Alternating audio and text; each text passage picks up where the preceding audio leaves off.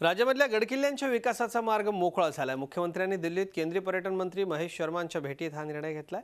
या बैठकीत रायगडच्या विकासाच्या डीपीआरचे अधिकार राज्याकडे सोपवण्यात आले। यापूर्वी गडकिल्ल्यांच्या विकास आणि संवर्धनाबाबत परवानगी घ्यायला सतत दिल्लीचे हेलपाटे घालायला लागायचे। आता या निर्णयामुळे किल्ल्यांच्या विकासाचं काम त्वरित हाती घेणार आहे। गडकिल्ल्यांची पडझड देखील रोखता येणार आहे। या निर्णयामुळे निश्चितच शिवप्रेमींमध्ये गडप्रेमींमध्ये आनंदाचं वातावरण आज महाराष्ट्रात आहे।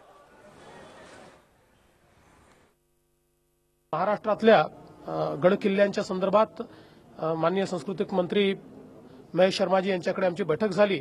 विशेषत्वाने छत्रपती शिवाजी महाराजांची राजधानी असलेला जो रायगड किल्ला आहे याच्या संवर्धनाकरता आज आम्ही ही बैठक घेतली। करायचं आहे ते अतिशय वेगाने आम्हाला करता येईल। त्याचा जो 600 कोटी रुपयाचा प्लॅन आम्ही तयार केला आहे तो प्लॅन जो आहे आता त्याला मान्यता मिळून आणि त्याचं काम देखील आम्हाला करता येईल।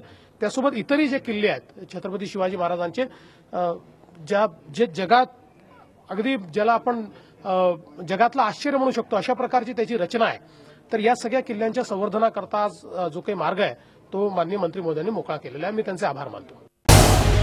झी 24 तास रहा एक पाऊल पुढे।